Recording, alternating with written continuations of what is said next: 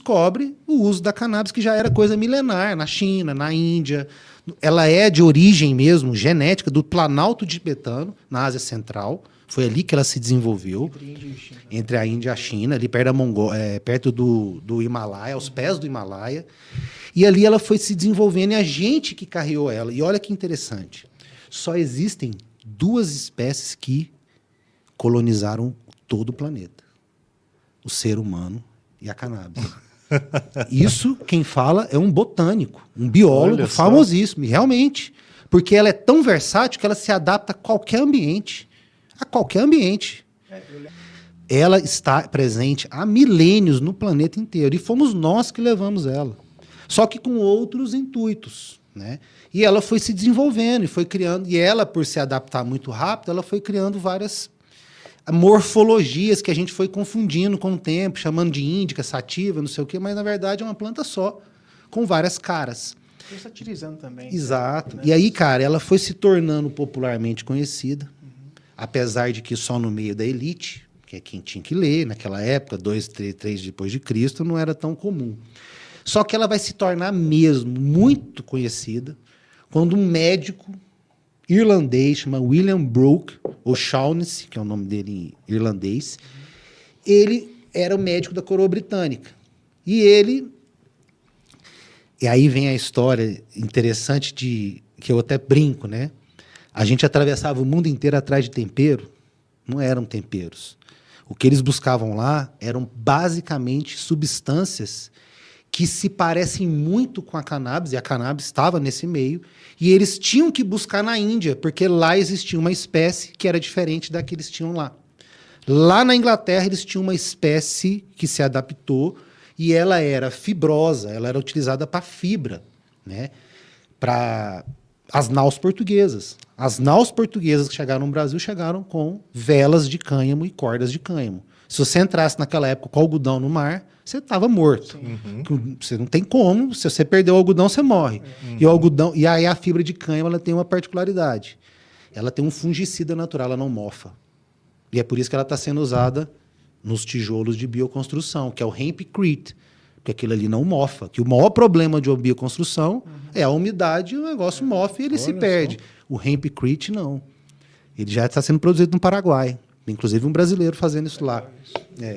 E aí, cara, ela vai se tornando uma commodity da época, apesar de não haverem naquela época, mas ela era basicamente utilizada para tudo. Qual remédio que você usava para tratar sua dor? Você vai falar para mim, naquela época, planta. Pô, e quem que ia falar para você não usar a maconha? Que é proibido? Não era proibido. E hoje pega, vai para essa cidade e lá ele vê que os médicos indianos, já estava no livro Atharva Veda, que é um livro da base da Ayurveda, já fala da cannabis. E lá nesse livro ele aprende como tratar o tétano, como tratar a epilepsia, como tratar várias doenças com a cannabis. E ele faz a primeira publicação médica, 1836, ele publica o primeiro artigo médico falando sobre o uso médico da cannabis. O primeiro registro escrito sobre o uso médico são 1000 anos antes de Cristo, a farmacopeia mais antiga que existe, a farmacopeia chinesa, ela tinha 300 plantas, 1500 numa dinastia ali antes da era cristã. Dentro dessas 300 ervas, a maconha estava lá descrita como tratamento. Então, isso já é uma coisa milenar.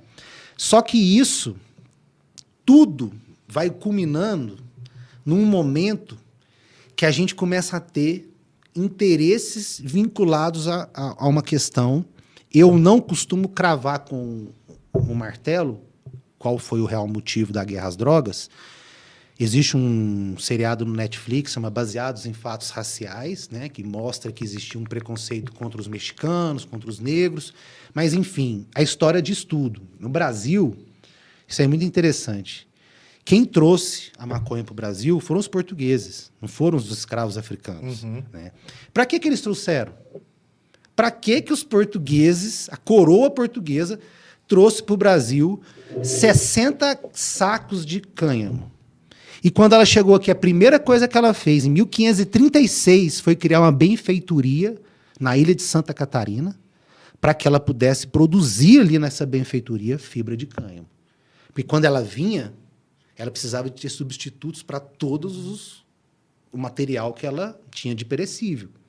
Então, a primeira coisa que ela fez no Brasil, benfeitoria de cânhamo.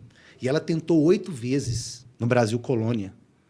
Tentou Rio de Janeiro, não deu certo. Rio Grande do Sul, não deu certo.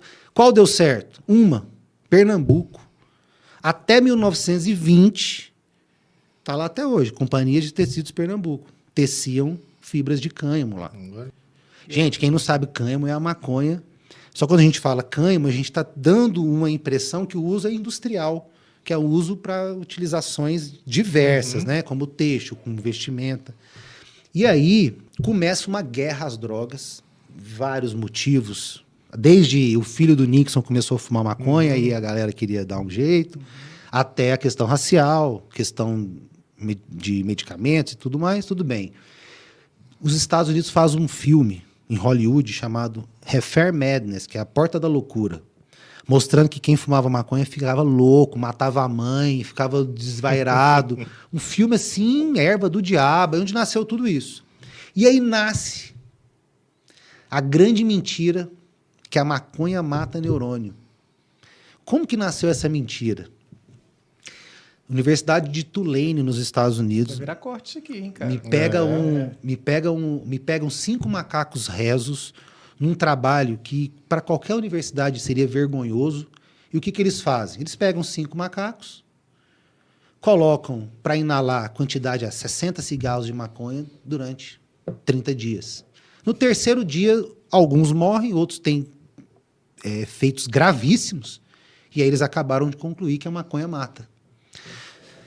Só que para você fazer um trabalho válido, tinha que estar ali do lado o controle disso, que seriam 5 macacos respirando fumaça sem maconha. Para você dizer que é a maconha que mata, e não a hipóxia causada pela fumaça. Mas não era a ideia deles. A ideia deles era realmente condenar a planta. E fizeram uma convenção de psiquiatras. Fala assim, avalia a maconha aqui que a gente quer saber, 1930. O grupo de psiquiatras fala, olha, tá aqui o resultado, uma planta normal, algumas coisas e tal, mas nada demais. Ele pega e faz uma outra, monta uma segunda comissão.